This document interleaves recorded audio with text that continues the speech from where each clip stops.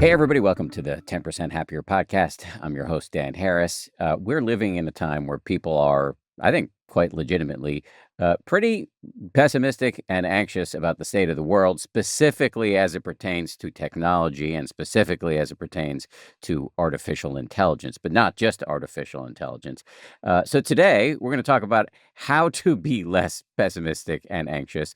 In other words, we're gonna hear the evidence-based, science-based case for actually being optimistic. And that case is going to be laid out for us by an old friend of mine, an old colleague as well. His name is Rob Marciano. Right now, he's the national weather correspondent for CBS News. He's been in television news for more than 30 years. He's a Cornell-trained scientist. Before CBS, he worked with me at ABC News. We were co-hosts of Weekend Good Morning America, and we're also personal friends. And he's got a new book that he has co-written with a physicist named James Trefil, and the book is called The Next Big Thing: Innovations for a Better, Smarter, Stronger Tomorrow. The optimist's case about the future of the planet coming up after this quick break with Rob Marciano. A few things before we hear from our sponsors. I've got exciting news. If you love this show, but do not love listening to the advertisements, a subscription to my app, 10% with Dan Harris, now includes a private ad-free feed of the 10% Happier podcast, available on whatever platform you choose, whether that's Apple Podcasts, Spotify, or right inside the app itself. Plus, along with an ad-free listening experience, the app also gives you a growing library of meditations from world-class teachers, exclusive live stream events with me and many of our incredible instructors, and robust and supportive discussion threads where you can ask questions, share your struggles, and connect with our growing community. We've got a free 14-day trial if you want to try before you buy. Join the party, danharris.com. We'll be right back after this. Rob Marciano, welcome to the show. Hello, Dan Harris. Great to be here, my friend. This is such a trip. Usually I see you over dinner, or for 10 years I saw you on the set of Weekend Good Morning America, and now you're on my podcast. It's like, how did this happen? I know. I don't even think during COVID we did one of those drink-a-thons on Zoom. You know, this is our first virtual conversation. It's a little awkward. All right. Well, first of all, congratulations on your new book, or new-ish book. Thank you. I find it really interesting because we live in, as you know, like, people are so pessimistic these days, particularly about technology. So, and yet you've written this book that is super optimistic. So what are those of us who are pessimistic getting wrong here? You know me well, Dan, and as a science guy, I'm trained to be a skeptic and question things. My internal personality for a long time still is a bit of a cynic. You know, you still want to question things as an aging adult. You've seen enough to where you want to play devil's advocate. But a lot of my personality over the years has been a little bit pessimistic. So this evolution and epiphany with this book has certainly been a bit of a 180, and it's taken a lot of people by surprise, you included. But you know how it goes. I mean, you've been through evolutions in your way of life and mentality, and this has been one for me, and it's been a joy to go through it. And much like your journey, and speaking to people about spirituality and enlightenment and the like, getting to meet the people who are the geniuses of our generation out there developing the latest and greatest technologies and innovations that are going to propel us into the future has been amazing.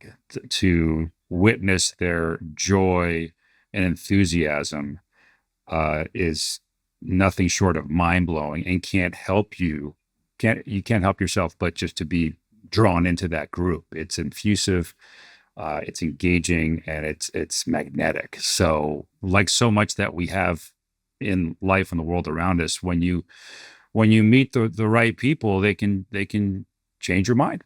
And I grew a lot in writing this book, and it has made me more hopeful, because with all the negativity that we have out there and all the conflict that we have, be it in international geopolitics or our national politics, you know, we're all going through this life together, one step at a time, one day at a time. And the journey forward, while after meeting the people that are developing these new ways, is quite inspiring. We'll get into the specifics, but there's just on a high level, there's the science, which is you find compelling, but it seems like actually meeting the people, the scientists, really kind of put you over the top. Yeah, I mean, you think of the people that have developed things over the years, other than the Steve Jobs and Elon Musk of the world, who just because of the way our world has been and is the past couple of decades, everybody is front and center. Whether it's a man dressed in all black on stage whipping out this new device called iPhone, or Elon Musk doing his thing, everybody's out there in your face. But the Thomas Edisons of the world, the Nikola Teslas of the world, they're it wasn't quite that way. They may have had their own road show that you may have heard about them through a telegraph or some sort of newspaper. But the brilliant minds and innovators of the past have always been these guys that are behind the curtain, the Wizard of Oz. And what our modern world allows us to, whether or not you go meet them in person or you meet them like we're talking to now, is you get a feel for what these people are. And more importantly, you see that they're real people. They're the same as you are as far as flesh and blood is concerned. And there's something that is inspiring about that. I mean, these guys are smarter than me, no doubt about that. And I'm privileged to meet them, but we breathe the same air the same way. We put our pants on the same way. We put our shoes on the same way. They're just like me. And that gives that feeling of inclusivity that I don't think we had decades past when we weren't as so together in every sort of medium. So the book goes through 4 different areas. The 4th area is the one where I think most people are most anxious. That is information technology, namely AI. So we'll hold that for last because I think that's where we'll want to spend the most time. But it starts with energy.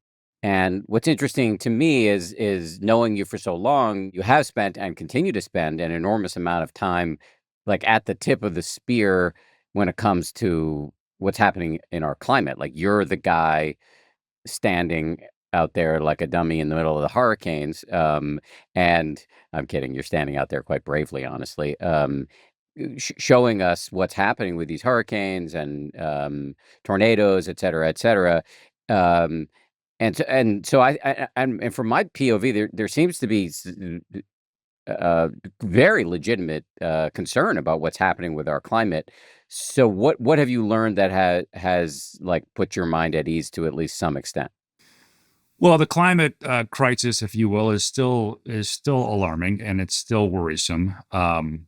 And there's been an evolution of my thought process there over the past 20 years. I mean, when Al Gore came out in the early 2000s and showed the hockey stick as a meteorologist who's trained to be a skeptic on the 5-day forecast, let alone the 50-year forecast, me and my colleagues would kind of brush it off like saying, well, we'll see what happens. I mean, it can't quite happen that fast or be that catastrophic. And 10 years later, you started to see the impacts. And here we are, and it's been consistent in seeing the heavier rainfall and the catastrophic flooding that we're seeing, the extreme heat waves that we're seeing, and the extreme fire behavior that we're seeing, the explosive hurricanes that we're seeing, and to some extent, the same thing for some of these winter storms. So it is having an impact, and that is still alarming. Do I think it's the end of the world? No. I think not only do humans have the amazing ability to adapt and evolve, but so does our planet. We do have the ability to slow things down. Will we be able to turn it around by 2050, like the United Nations hopes, or by the end of this century? I wouldn't say turn it around, but we certainly have the ability to slow things down. And when you see all the advances that we're making in so many other arenas, how can you not believe that that we'll be able to get a hold of this climate crisis and the warming of our globe? And the number one way to do that is to limit our carbon dioxide. Now, the book doesn't, I'm not thumping the Bible here, and I'm not stumping on climate change constantly, but it does have an overarching theme, and many of our technologies are inherently better for the climate and better for our environment. And who doesn't want that? So if we can be more efficient and we can be cleaner and things can be cheaper and faster and smarter and stronger, I mean, that's a win for everybody. So it all comes together if we can stay on that path. But the number one, to answer your question, the number one way, as we all know, to try to slow down the warming of our global temperatures and to slow down our climate change is to slow down our production of CO2. And we need electricity, we need power, we need the energy, and the great majority of the energy and electricity that were produced across the globe is from coal, from oil, and from natural gas, and those continue to belch CO2 into the atmosphere.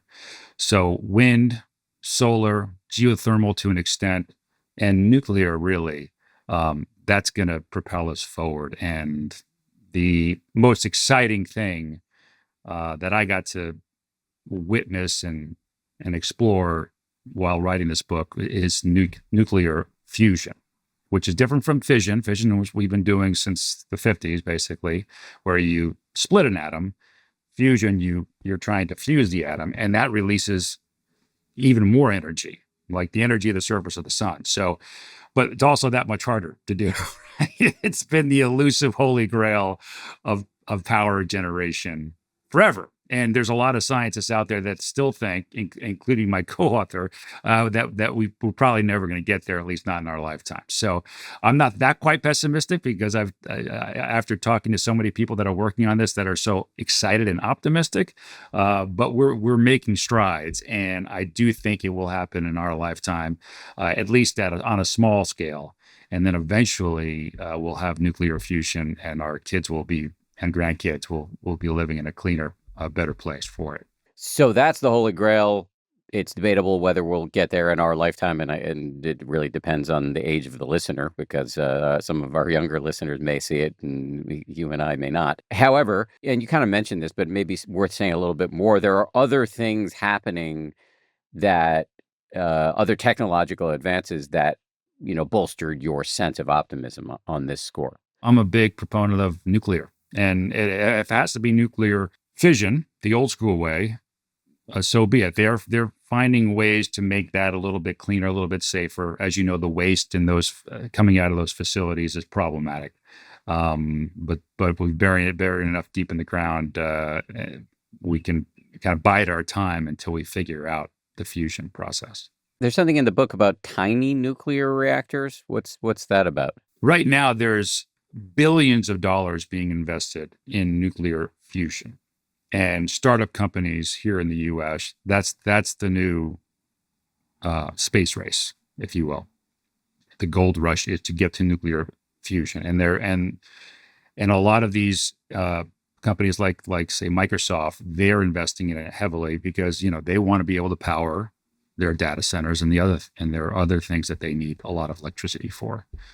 So the best way to do that is to have your own reactor on site. So having these mini reactors power maybe your campus of data centers and or corporate offices, that's a lot more efficient than having to suck power off the grid. And then you can also feed the grid with some of the power that you're not using. So we're seeing companies develop those as well. And just to come back to the nuclear waste part of all of this, that's where people start getting pretty nervous around nuclear power. And, people in our generation remember 3 Mile Island and Chernobyl and things like that. What's the evidence-based pushback to the anxious from your POV?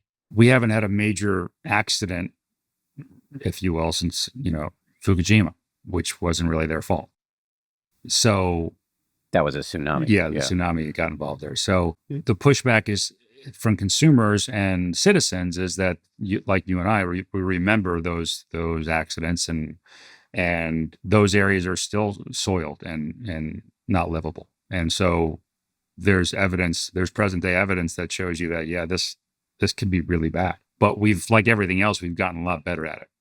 The newer reactors that are coming online, and even the ones that they're blowing off the dust on and bringing back online, they're updating with newer technologies, newer safety protocols, and making them safer to be living around. Okay, so that's energy. On a related note, there's electricity. Just so the first part of the book is energy. The second part of the book is electricity. We'll get to infrastructure and information. What's the difference in your mind between electricity and energy? So electric cars, electric airplanes. Now we're seeing it come online. But at some point in the future, we'll be driving our own aircraft around more than we will be our cars. And even if we do have cars, we're not going to be driving those either, right? It's not going to be long where they're going to be all driverless, which I think is amazing. As much as I like to drive once in a while, I don't know anybody likes to be stuck in traffic. And the numbers bear witness to the fact that driverless cars are much safer than human driving. You know, most accidents are human caused. So if we can eliminate the human, we're going to be safer on the roads and less accidents. So fewer traffic jams and a faster way to get to work, whether you go on the ground or via the air. I tend on these issues of like the state of the world to be at least short to midterm pretty pessimistic. But the one thing that I'm personally very optimistic about is driverless cars because it's just so much safer. When you think about or when you report on a drone air travel future, like not just airplane, but going to and from the airport or going from the suburbs into the city on drones, how are we going to make that safe? Well, it's just like every other thing in the air. It's FAA. It's going to be FAA regulated. There's going to be highways in the sky. There's going to be air traffic controls and airspaces that you're allowed to be in and be out of. It is a regulatory headache, no doubt about it. But if we can figure out the additional planes and helicopters that we have in the sky every year, because of the increased amount of money in this country and the increased amount of air travel, we'll be able to figure out what's out there, what's next. There's a lot of airspace, with the exception of New York City and the airspace here, which is extremely congested.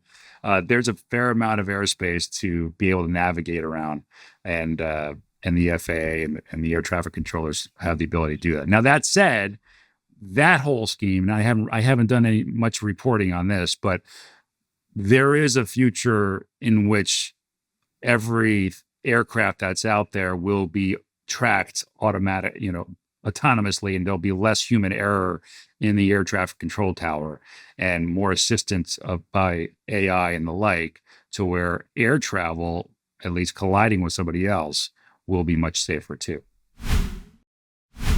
Back here on the ground, there's a bunch of reporting in the book about some of the innovations and cool stuff happening with EVs, electric vehicles. Like the range is now growing, like the batteries are getting larger, and then also there's all this stuff around regenerative braking. What's that about?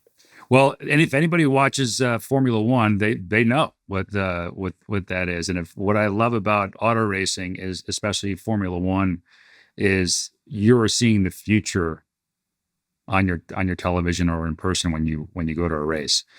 The newest technologies are being developed in Formula One because they have the money. So regenerative braking is something that they've used in their hybrid race cars for the past several years now. And basically what it means is when you hit the brakes going into a corner just to slow down your car, that friction basically creates energy that charges the battery. Much like an engine kind of keeps the alternator going in your gas-powered car, which charges your battery.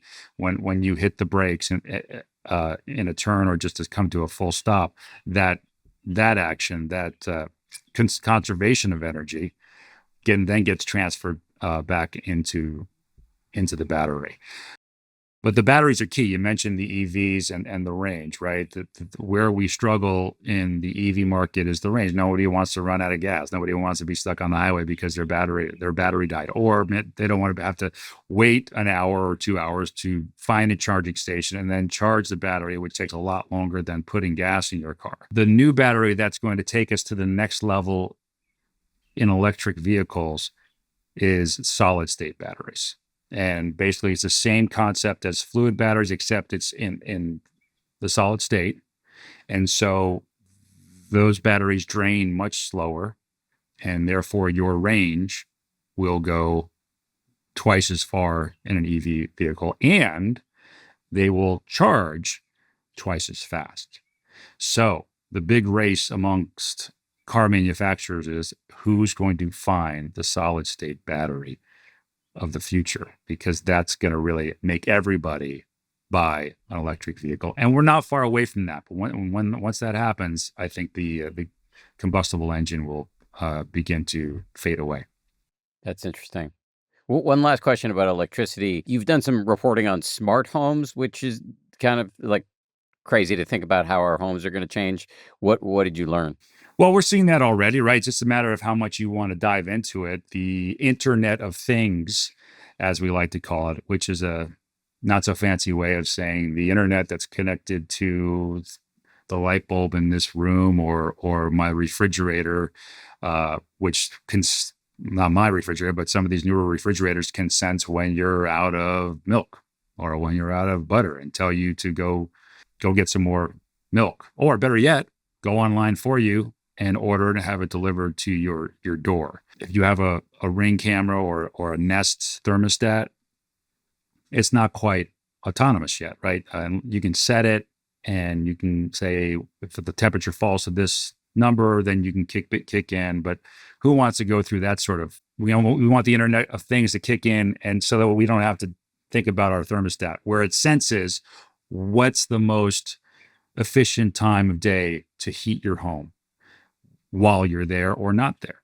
And so this Internet of Things is it's going to be a thing. It already is to a small extent, but it's going to be a bigger thing. And it'll, like everything else that's new, it'll be great when it works, and not so great and maddening when it doesn't. But we've been in that state of technology now for the past 30 or 40 years, so we're used to it.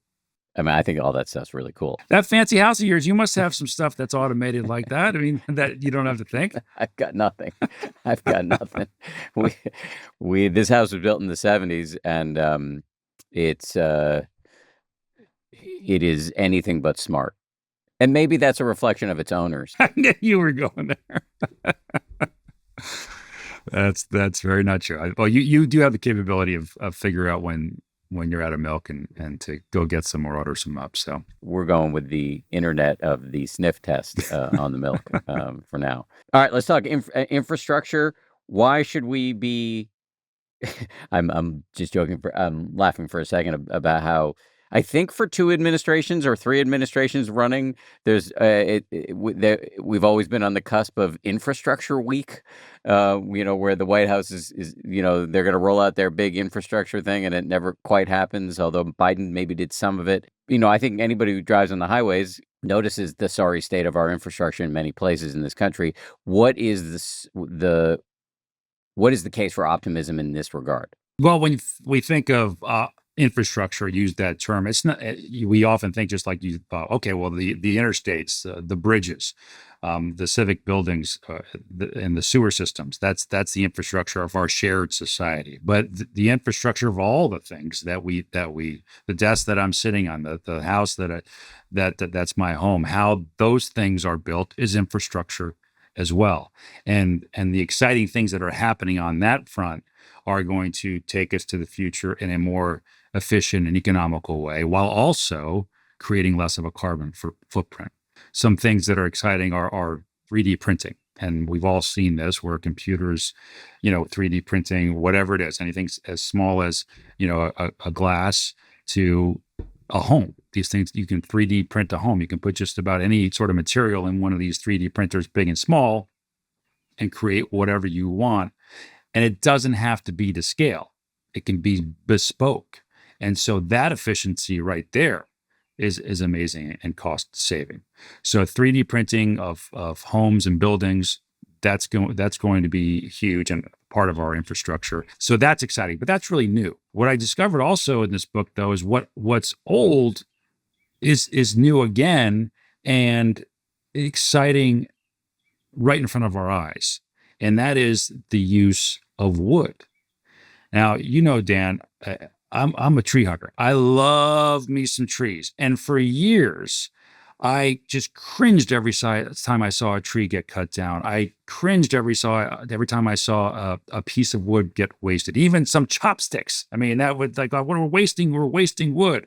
And what I learned in this book is our new use of what's called mass timber, which is basically taking blocks of wood and gluing them together in some cases, putting them together like Lego logs, and building not just small homes, but mid-range skyscrapers, mid-high rises, mid-rises, and doing that in a cost-effective way, and doing it in a lower carbon footprint, and one that's makes you feel good. When you go into a place that's wood paneled, I'm not talking about the ones from the 70s, but a nice new log cabin or a lodge in the mountains. You walk in and that the pine paneling is just kind of surrounding you. It feels good. And there's a term for that in designing. It's called biophilic design. And it's based on the fact that before all these walls and windows that we live in now, we evolved in nature. We evolved outside. And so we naturally feel more at peace when we're inside, when it feels a little bit like the outside. That's why we like to have plants inside, maybe an aquarium inside, or maybe just a little splash of wood here and there to give you that warmth of the outdoors brought in. So mass timber buildings, you see them going up, especially in these mid-sized cities, feel good in that way. They take half the time to build, if not less. They take much less of a footprint as far as the foundation is concerned, because building with wood is much lighter. It has some flexibility as far as being, seismic, and it's environmentally better for us in that, one, concrete and steel pump out a lot of CO2 to make. Both concrete and steel pump out 8% of the global CO2 emissions each. So that's 16% right there. We can't get away from concrete and steel. It's still the building blocks, the foundation of a lot of what we need, but we're getting better at it. I mean, we build now high performance concrete, which is twice as strong and lasts twice as long. That's good. But using a combination of wood and concrete, I think, is the future. And it has the ability to take the wood in these trees, use it for good, and capture that carbon. All right. So these trees throughout their lifetime, they're sucking in carbon dioxide. And when they either burn or die and decay, then they re-release that carbon back into the atmosphere. Whenever we build with wood, we're capturing that carbon. It's not going anywhere until it either accidentally burns or we get rid of it in some capacity, but it's going to be captured for decades, if not centuries, and we get to use it as shelter. So mass timber, let's give a shout out to that, and keep an eye out on your local community. You'll see them going up. You'll look and you'll see these skyscrapers go up, and the columns are these massive wood columns. And I know what your next question is. Well, won't these things burn down? They have the remarkable ability not to burn down, because like these giant redwoods in these forests that endure forest fires, a building made of mass timber columns, which can be 2, 3, 4 feet wide, the outer area of that column, much like the bark of a tree, will get scorched, but the inner structure of it will remain intact. So yeah, they'll catch on fire like any other building because of the drywall, because of this and because of that.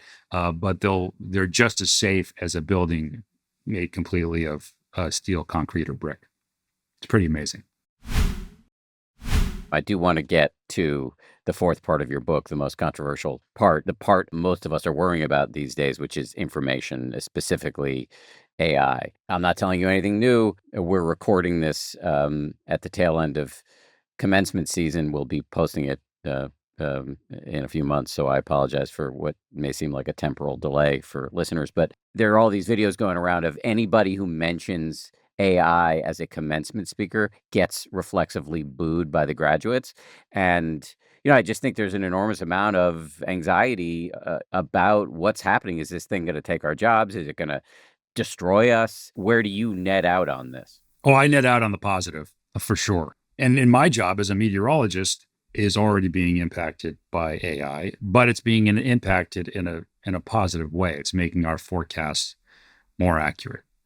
I understand the anxiety, no doubt about that, especially if you graduate with a 4-year degree and you've studied coding or something that's tech heavy and replaceable with AI. So I get the animosity and the anxiety with that. But like we talked about in the beginning of this podcast, we have the ability to evolve. When the printing press came out, there was a backlash on that as well, that there would be the end of our society as we know it. So I think so many technologies over the decades and centuries that have come out, there's been fear of the unknown. And isn't that the case with so much of what we're afraid of or what anxiety is all about? It's the fear of what's going to happen next, or the fear of what we don't understand. And I don't pretend to understand everything, but I understand a lot more now after writing this book, to where I'm not as scared or anxious as I used to be about the future.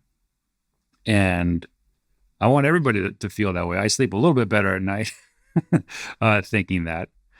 And Dan, the vast majority of the experts that I talk to about AI and the future of where we're going with that, and should we be afraid, not so much about the jobs disappearing, but about will the machine take over?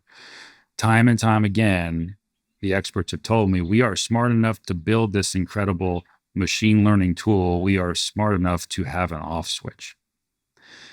So I believe in that, and I rest easily on that. That said, we do need to put guardrails on it, like everything else, and we need to keep it out of the bad actors, because bad actors obviously can take it to a different level. So that's the only wild card out there that I believe that we should be nervous about. But it's just like everything else, every piece of weaponry that we've ever had in our world, we've had to worry about it getting into bad hands. So that's a constant battle that we're no stranger to.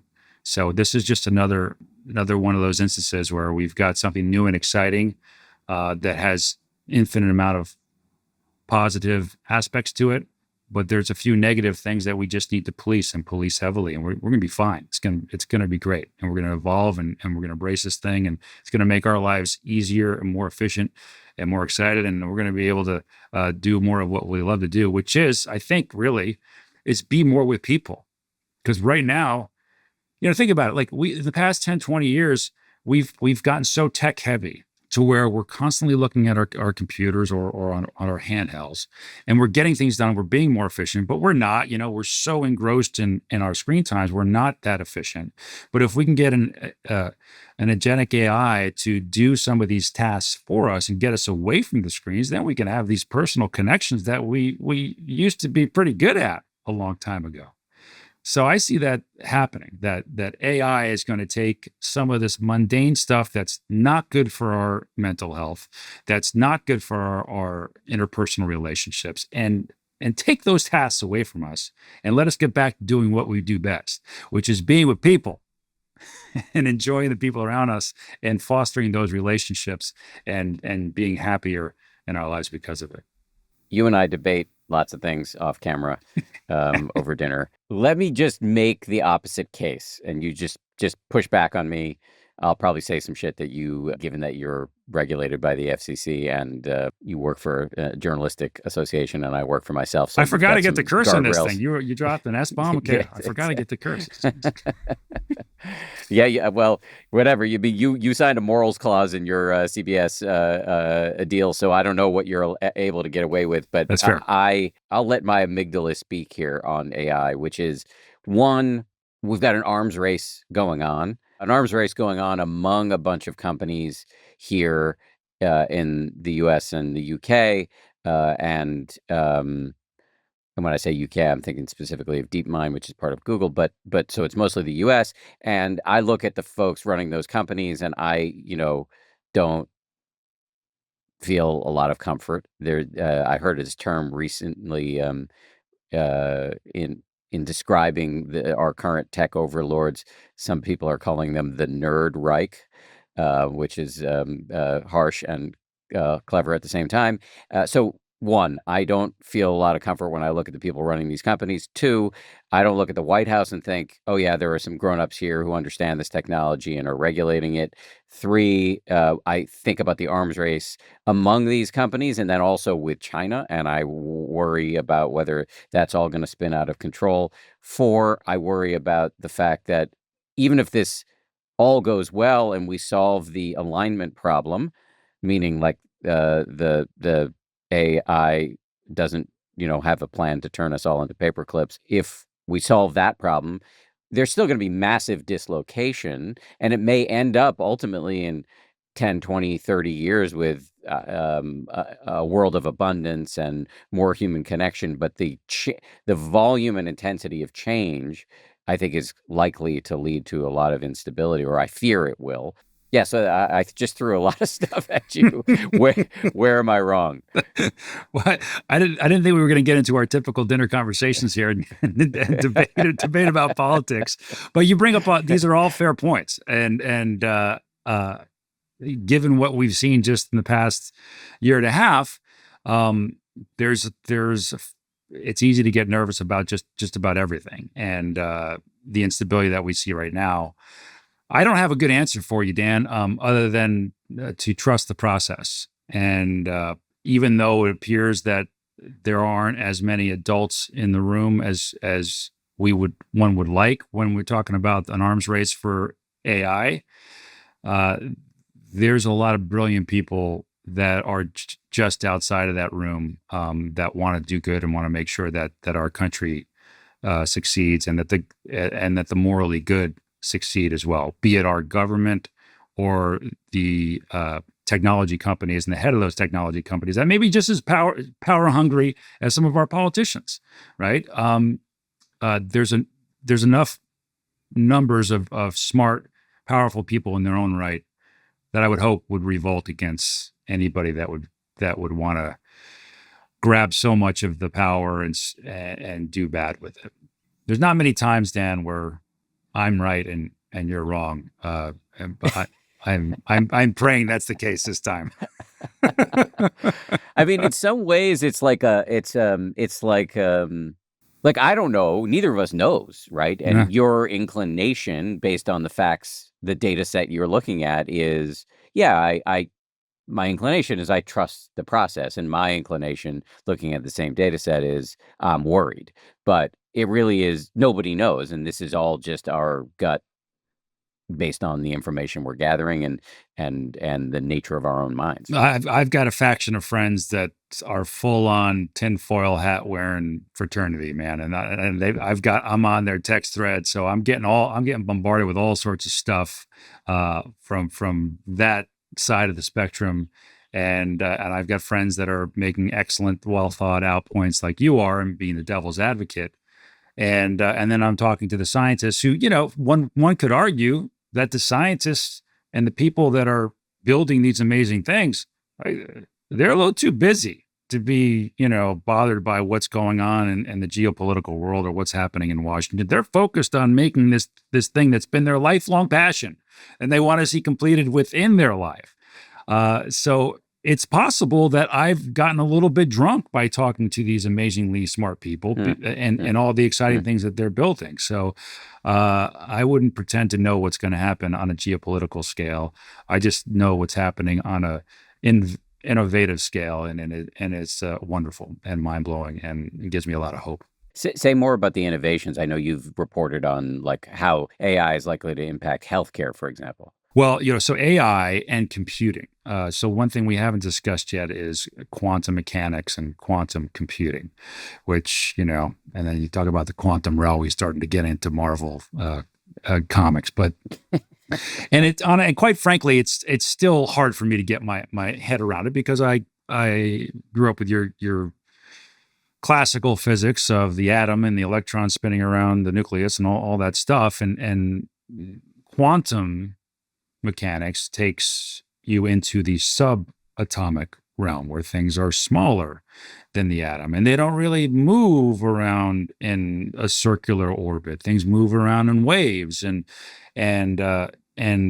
sometimes they can get entangled with each other, and there's a more of a gray area than there is a black and white. Instead of zeros and ones like you have in the digital computing, quantum computing, it's more of a gray area.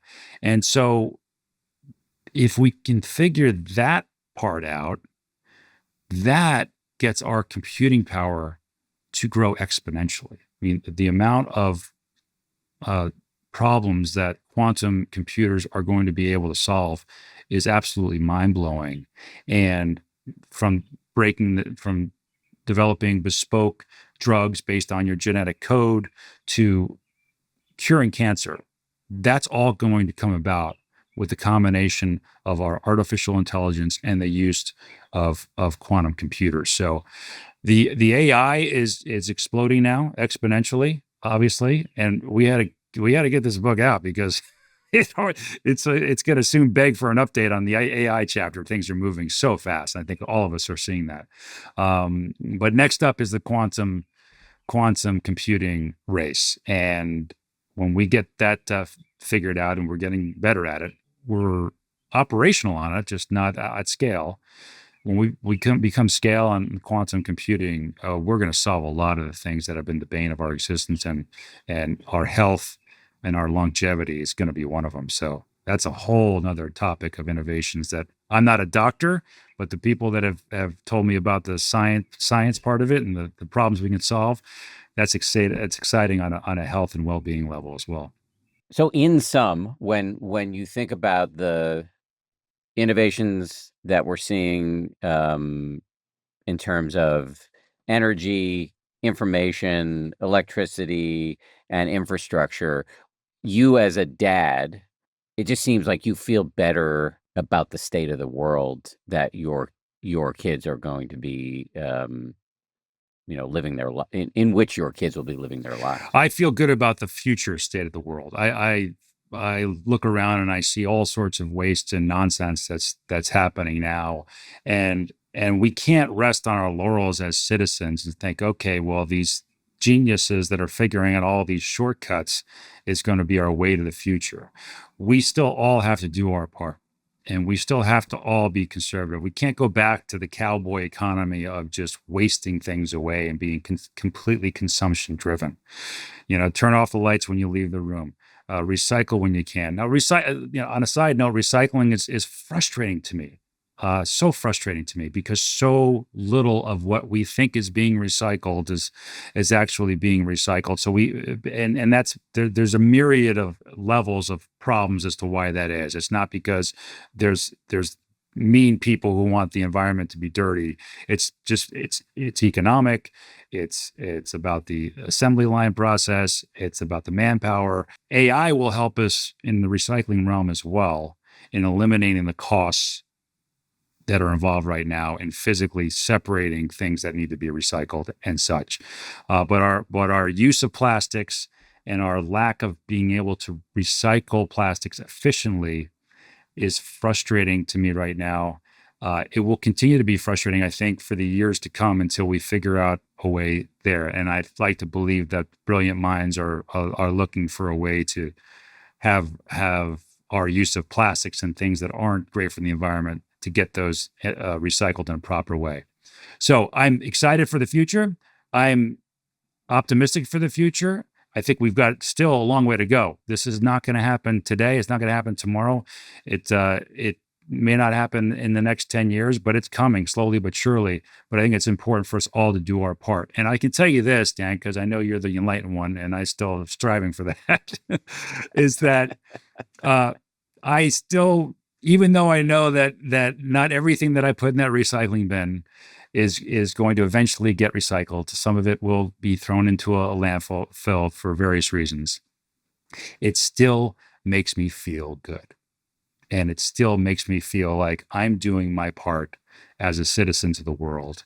And that makes me sleep better at night. And if we can all think that way and act that way, it's going to get cleaner without us even having to rely on the geniuses that are working on new stuff. One of the expressions that we use a lot in the show is action absorbs anxiety. And I think what you're describing with recycling definitely fits the bill.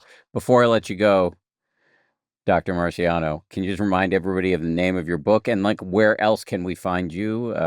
It's CBS, for example. Oh yeah, I'm now at CBS. As you know, we used to be at ABC together, but once you left, I didn't feel like there was a reason to be there. So I'm now at CBS doing my day job, which is as their meteorologist. So my expertise, if you will, is weather and sciences of the atmosphere. The name of the book is The Next Big Thing. You can see that poster my sister made, so I'm putting it to use back there. Innovations for a Better, Smarter, and Stronger Tomorrow, published with Nat Geo. So what does that tell you? It's got pictures. My friends know I'm not going to read or write a book that doesn't have pictures. So it's got pictures. It's got great illustrations. It's a how things work in everyday life, how they were developed by the brilliant minds of our past and what the brilliant minds of our present are doing to give us the next great innovations of the future. And it's available at all your favorite local booksellers, including, of course, Amazon, which will get it to you in a hurry in time for birthdays, holidays, Father's Days, you name it. It's available to you. And you don't have to read it all in one sitting. It's one of those things you kind of go back to and just let hang around. And when you're curious about something, go and do it. And curiosity is what drove me to write it. And I hope curiosity is what drives people to buy it and read it and engulf themselves into the wonders of science and engineering and all that's going to take us into the future. Robert Marciano, the Martian, of CBS News and author of The Next Big Thing, Innovations for a Better, Smarter, Stronger Tomorrow. My brother, great to see you. Thanks for doing this. Great to be with you, Dan. Good to see you, and I really appreciate it. Love you, brother. Thank you so much to everybody who worked so hard to make this show. 10% Happier is produced by Tara Anderson and Eleanor Vasili. Our recording and engineering is handled by the great folks over at Pod People. Lauren Smith is our managing producer. Marissa Schneiderman is our senior producer. DJ Kashmir is our executive producer. And Nick Thorburn of the band Islands wrote our theme. Also, one last thing before I let you go here. Starting Sunday, July 12th at 4 p.m. Eastern, the Summer Sunday Live series premieres. Join legendary teacher Sharon Salzberg for an 8-week deep dive into the Buddha's cookbook for human happiness, The Eightfold Path. You'll experience live meditation and Q&A only on the 10% with Dan Harris app. Go to danharris.com to start your free trial today.